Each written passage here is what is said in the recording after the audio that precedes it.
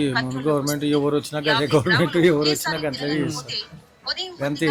అంతా అందరూ ఒక్కటే కదా. వీళ్ళు వచ్చినప్పుడు ఈయన చేస్తారు, ఆయన వచ్చినప్పుడు ఆయన చేస్తారు అంతే. గవర్నమెంట్ ఏముందన్నా గవర్నమెంట్ది పథకాలు అమలు చేస్తా అన్న కదా. ఏం చేస్తున్నానా ఉన్నోళ్ళకు ఈ పథకం ఆ పథకం చేస్తాడు స్కీమ్లన్నీ ఎవరికి ఎట్లా చేయాలన్నా అట్లా చేస్తున్నాయన. ఉన్న 1000 మందికి ఇప్పుడు పథకం అందరికి ఇస్తా అని చెప్పి అందరికి ఇస్తుండా, ఇస్తలేడు కదా. మరీ లేని వాళ్ళకే ఇస్తున్నాను. ఈయన పథకం కరెక్టే ఒక లెక్కకైతే,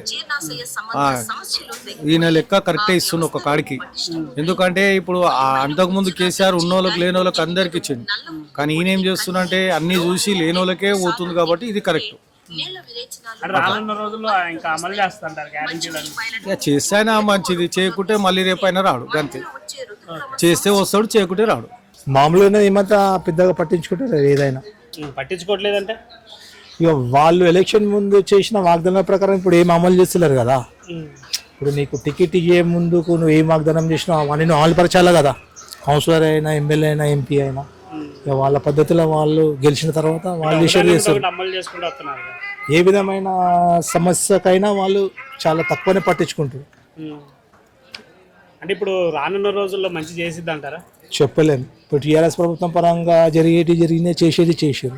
ఇప్పుడు కాంగ్రెస్ ప్రభుత్వం పరంగా చేసేది చేస్తారు, జరిగేది జరుగుతుంది. అంటే గవర్నమెంట్ 6 గ్యారెంటీలు అమలు చేస్తా అన్న కదా, చేస్తుంది అంటారు పూర్తిగా?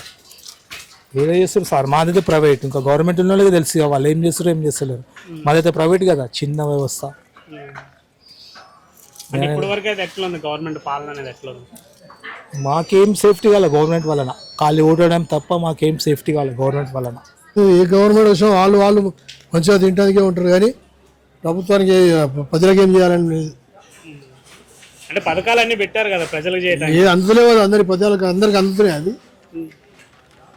అదే 500కి గ్యాస్ ఇస్తా మాకు ఏది రాలేదు ఇంతవరకు, ఒక్కటి కూడా రాలేదు మాకు. అంటే గ్యాస్ రాలేదు, పింఛన్ రాలేదు, అది రేషన్ కార్డు కూడా ఇస్తలేదు ఇంతవరకు. డబుల్ బెడ్రూమ్కి అప్లై చేసుకున్నాం, అవి కూడా లేవు. అవి మాకేం అవసరం లేదు, మేము అప్లై చేయలేదు.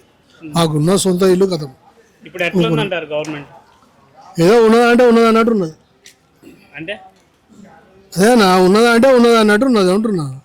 అంటే బాగాలేదంటారా లేకపోతే మంచిగా ఉందంటారా? ఇక మంచిగా అనేది చెప్పలేను, బాగలేదని చెప్పలేను, అట్లా ఉన్నది. నడుస్తుంది అంటారు అట్లా? నడుస్తుంది బండి అన్నట్టు నడుస్తుంది. ఈ 6 గ్యారెంటీలు అమలు చేస్తా అన్న కదా, ఏం చేస్తున్నాడో ఏమో ఆయనకే ఎరక. ఎంతమందికి అంతున్నాయి? 100కి 10 మందికి 20 మందికి అంతే, ఎక్కువ లేకపోయింది. అందరికి అంతలేవు అది.